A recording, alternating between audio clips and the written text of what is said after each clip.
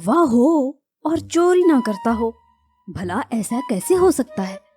ऐसी ही एक कहानी है कालू कव्वे और नीलू कवि की, जो कि दोनों बहुत चोरियां किया करते थे।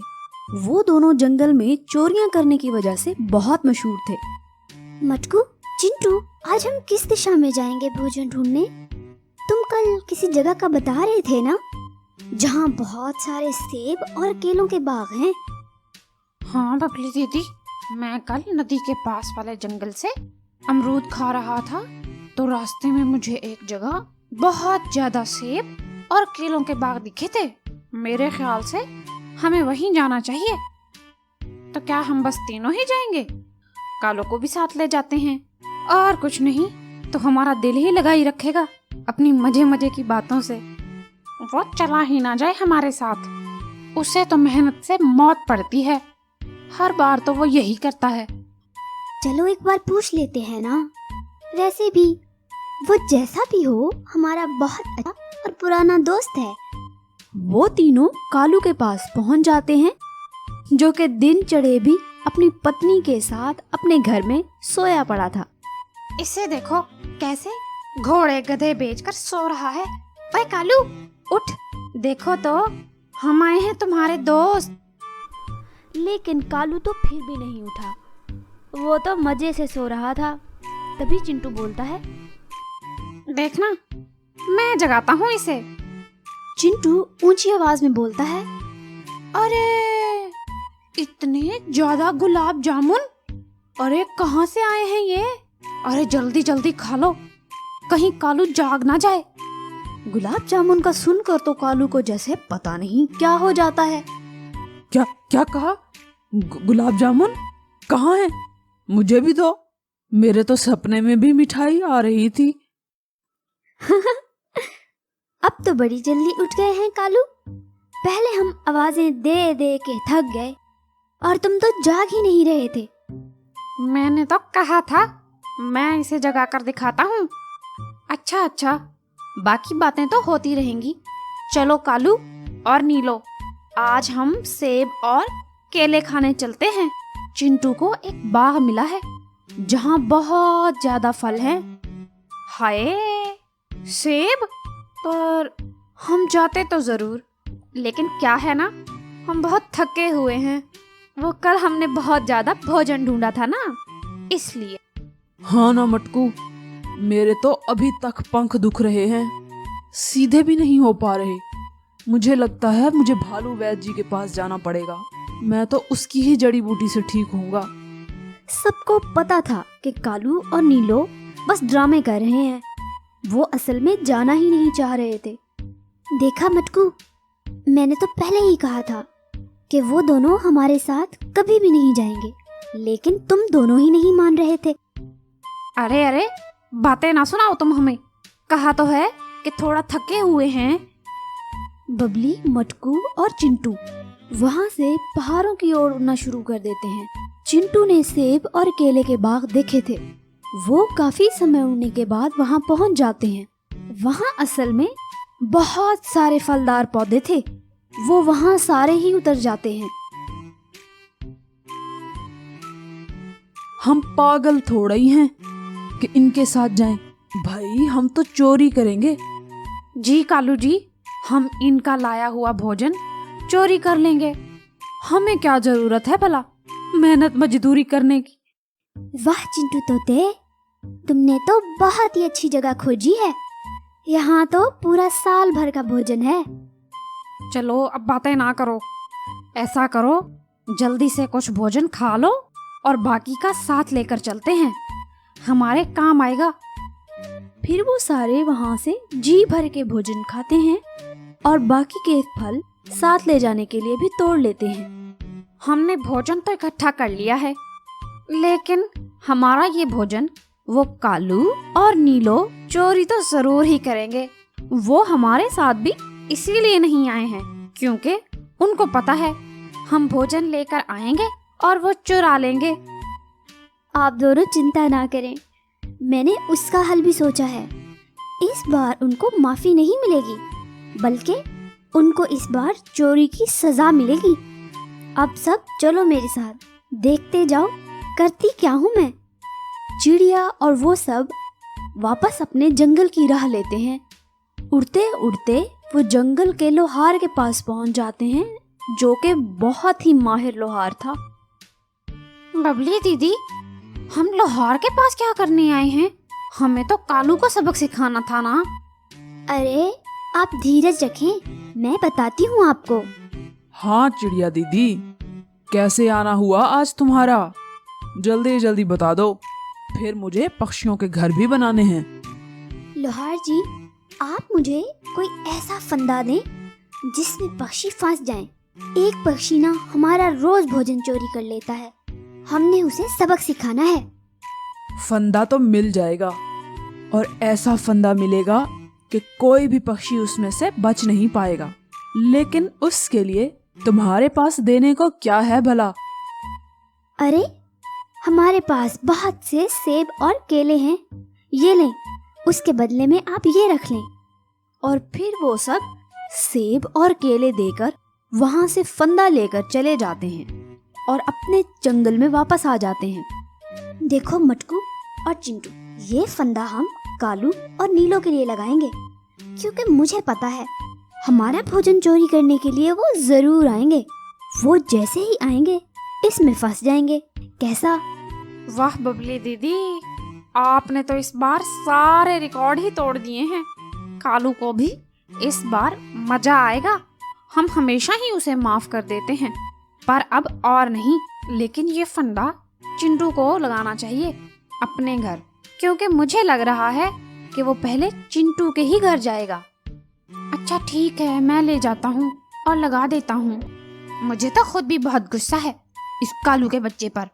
और फिर चिंटू उस फंदे को लेकर घर चला जाता है और उसे अपने फलों के पास लगा देता है। जैसे ही रात होती है, कालू और नीलो भी चोरी करने की तैयारी करने लग जाते हैं। देखो नीलो, आज तुम्हारी बारी है चोरी करने की। कल भी मैं गया था और बहुत मुश्किल से उस जालिम चील से बचा था। आज तो नहीं जाऊंगा मैं भाई। ठीक है कालू जी, मुझे ही जाना होगा। वैसे भी मैं चोरी बहुत ज्यादा सफाई से करती हूँ, आपकी तरह नहीं हूँ। अभी तो आपको मुझसे बहुत ज्यादा सीखने की जरूरत है। बातें बाद में सुना लेना। अभी के लिए ऐसा करो कि जाओ और चिंटू के घर जाओ। उसने अमरूदों के साथ सेब और केले भी इकट्ठे किए हुए हैं। अच्छा मेरे पति देव, अभी जाती हूँ। ऐसा करो, यहाँ बैठकर इंतजार करो मेरा। मैं बस यूं गई और यूं आई, आज नहीं बचता उस तोते का कुछ। नीलो वहां से चिंटू तोते का भोजन चुराने के लिए चली जाती है। रात हो रही थी। नीलो उड़ते उड़ते तोते के घर के पास पहुंच जाती है, जहां पर तोता अपने भोजन के पास फंदा लगाए मजे से सो रहा था, क्योंकि उसे पता था कि जो भी आया वो इसमें फंस जाएगा। नीलो तोते के घर में आ जाती है। वहां इतना ज्यादा भोजन देखकर उसकी चोंच तो खुली की खुली रह जाती है, लेकिन उसे फंदे के बारे में जरा भी इल्म नहीं था। वो बगैर किसी आवाज निकाले चुपके से भोजन लेकर उड़ने ही लगी थी कि उसका पाँव उसी फंदे में फंस जाता है। आई मैं मर गई, ये क्या कर दिया तुम सबने? हाय बचाओ मुझे, कालू! नीलो का इतना शोर सुनकर सारे पक्षी वहां इकट्ठे हो जाते। नीलो, तुम तो आज तक कभी भी पकड़ी नहीं, तो आज कैसे पकड़ी गई तुम? मेरा मजाक उड़ाना बंद करो, पहले मुझे इस फंदे से निकालो। नहीं जी, अब तो इसका पंजा काटना ही पड़ेगा, वैसे तो नहीं खुलेगा ये फंदा। अरे नहीं, मेरा पंजा ना काटना, मैंने अभी देखा ही क्या है। अरे मुझसे बस गलती हो गई कि यहाँ चोरी करने आ गई। अरे कृपया करके मुझे माफ कर दो। अब आया ना मजा? ये सारी योजना मेरी ही थी कि आपको इस चोरी का सबक सिखा सकूं। वो सब तो ठीक है ना बबली, लेकिन मेरी ब्यूटीफुल सी पत्नी का पंजा तो मत काटो ना। इस फंदे को खोल दो प्लीज। अच्छा भाई वाह, अब देखो कैसे मासूम बन रहा है। मैं इस फंदे को खोल देता हूँ, लेकिन याद रखना, आप आए ना चोरी करने तो इसी में फंसोगे। फिर रोना मत तुम दोनों, और फिर अगली बार पंजा काट ही दूंगा मैं। मटकू नीलो को फंदे से आजाद कर देता है। कालू और नीलो सबसे माफी मांग लेते हैं और सब उनको माफ भी कर देते हैं। हमें इस स्टोरी से सीख मिलती है कि हमें चोरी नहीं करनी चाहिए, और अगर हमें कुछ चाहिए तो उसके लिए हमें मेहनत करनी चाहिए। दूर किसी जंगल में चिड़िया अपने 2 बच्चे बंटी और चीटू के साथ रहा करती थी। उनके साथ वाले पेड़ पर कौवा अपनी पत्नी नीलो कव्वी और अपने बच्चे राजू के साथ रहा करता था। चिड़िया और कौवे में काफी दोस्ती थी। चिड़िया और कौवे के बच्चे मिलकर खेला करते थे। राजू के मामा का साथ वाले जंगल में बहुत बड़ा व्यापार था। वो एक दिन राजू के लिए एक नया मोबाइल ले आए। अब तो राजू हर समय मोबाइल को लेकर सबके सामने बस शोखियां ही मारता रहता था। राजू भाई, ये क्या चीज है? इसमें आप वीडियोस भी देखते रहते हैं। अरे बंटी, ये मोबाइल है, मुझे मेरे मामा जी ने गिफ्ट दिया है, लेकिन तुम इसके बारे में ज्यादा ना सोचना। ये बहुत महंगा आता है और तुम लोग तो बहुत गरीब हो। लेकिन राजू, तुम इसमें क्या करते हो? हमें भी दिखाओ ना कुछ इसमें। मैं इसमें मजे मजे के कार्टून्स देखता हूँ यूट्यूब से, और मेरा फेवरेट कार्टून चैनल है डोडो टीवी। इससे हम कॉल भी कर सकते हैं और पिज़्ज़ा भी मंगवा सकते हैं, और भी बहुत मज़े मज़े की गेम्स होती हैं इसमें। हमें भी दिखा दो ना राजू, अपने मोबाइल पर। दोस्त नहीं हो तुम हमारे? ना जी ना, मैंने इसे ख़राब थोड़ी ना करवाना है। जाओ भाई जाओ, अपनी मम्मा को कहो कि तुम दोनों को लेकर दें।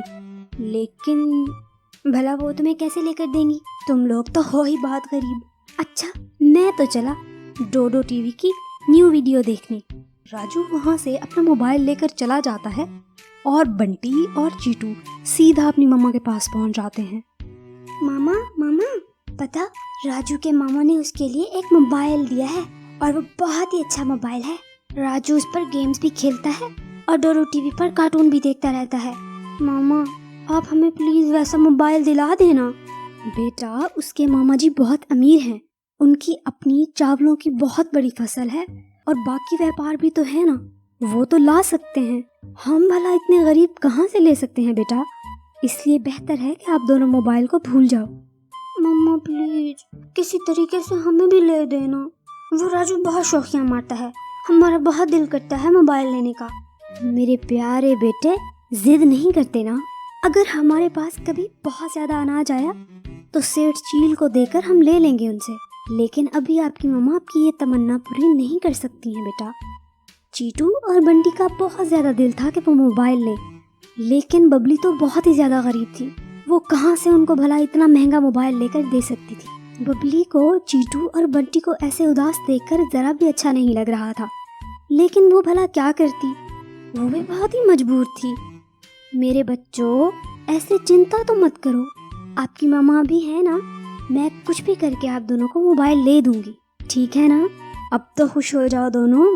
सच्ची मामा, आप हमें मोबाइल दिला देंगी? ये जंगल में मोबाइल और टैबलेट बेचने का काम सेठ चील किया करता था, और वो बहुत ही खड़ूस सा पक्षी था। किसी भी पक्षी का ख्याल नहीं करता था। उसे बस मोबाइल के बदले में बहुत सारा अनाज या मांस ही चाहिए होता था। चिड़िया ने भी मोबाइल लेने के लिए सेठ चील का रुख किया। बबली ने सोचा कि वो सेठ चील से मोबाइल ले लेगी और उसे थोड़ा थोड़ा करके अनाज वापस करती रहेगी। चील भाई, मुझे अपने बच्चों के लिए नया मोबाइल फ़ोन लेना है, आप प्लीज़ मुझे मोबाइल दे दें, मैं अनाज आपको बाद में थोड़ा थोड़ा करके जमा करवाती रहूँगी। जाओ जाओ, मैं यहाँ कोई चैरिटी नहीं खोली, ये मेरा बिजनेस है। मैं बहुत दूर पूरब के जंगल से गिद्ध से ये सारी चीज़ें लाता हूँ, इसलिए नहीं कि आकर आगे भंगार में सब बेच दूँ और मुफ्त में सबको देता जाऊँ। मैं मोबाइल नहीं दे सकता तुम्हें। चील भाई, मैं कौन सा कहीं जा रही हूँ, आप भी इसी जंगल में रहते हैं और मैंने भी इसी जंगल में ही रहना है। मैं बरसात से पहले पहले आपको मांस या अनाज लाकर दे दूंगी। मैं खाली हाथ गई तो चीटू और बंटी बहुत रोएंगे। लेकिन सेठ चील बहुत ही खड़ूस था, वो तो किसी भी सूरत में ही नहीं मान रहा था। देखो बबली, एक तरह से मैं तुम्हें मोबाइल दे सकता हूँ। हाँ हाँ, बताएं आप, मैं अपने बच्चों की खुशी के लिए कुछ भी करने को तैयार हूँ। देखो, ऐसा है कि मेरी चावल की फसल है, तुम्हें उसमें काम करना होगा और साथ साथ मेरी दुकान की रोज सफाई भी करनी होगी। बोलो, मंजूर है? बबली को सफाई का सुनकर बहुत ज्यादा दुख हुआ, लेकिन उसकी आंखों के सामने उसके बच्चों की खुशी थी, इसीलिए वो मान जाती है। ठीक है, मैं तुम्हारे खेत में काम कर लूंगी और दुकान की सफाई भी कर दूंगी। तो बस फिर ठीक है, जब तुम अपना काम और टाइम पूरा कर लोगी, मैं तुम्हें तुम्हारा मोबाइल फोन दे दूंगा। बबली बेचारी करती तो क्या करती, वो अपने बच्चों की खुशी के लिए सेठ चील की दुकान पर काम करना भी शुरू कर देती है।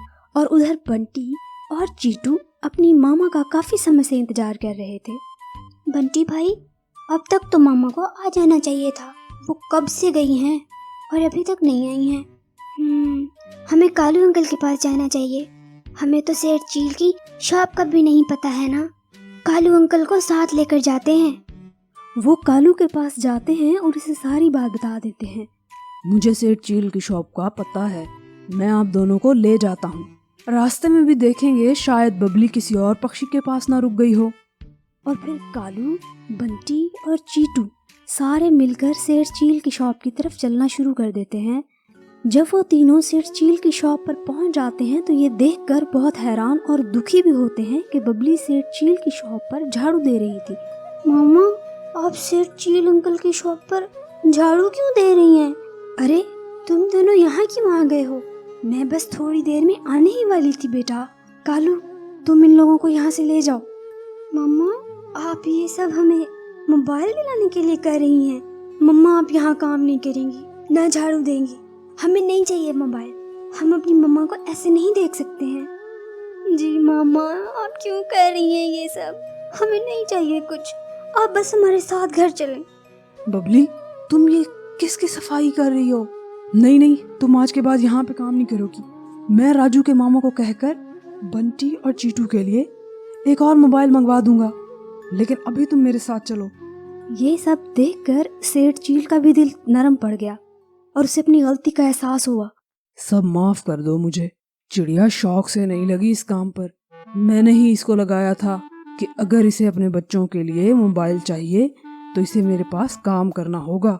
और बबली तो सिर्फ अपने बच्चों से इतना प्यार करती थी कि इसने ये काम कर लिया। मम्मा, आप हमसे इतना प्यार करती हैं, हमें नहीं पता था। आपने हमारे लिए झाड़ू भी लगाया। चलो भाई, अब सब हैप्पी हैप्पी हो जाओ। मैं अपने दोनों बेटों बंटी और चीटू को मोबाइल गिफ्ट करूंगा। ये नया मोबाइल। और मोबाइल लेकर बबली, चीटू और बंटी बहुत ही ज्यादा खुश थे और फिर सब हंसी खुशी रहने लगे। हमें इस स्टोरी से सीख मिलती है कि हमें अपने पेरेंट्स की रिस्पेक्ट करनी चाहिए, क्योंकि वो हमारे लिए अपना आप भी कुर्बान कर देते हैं।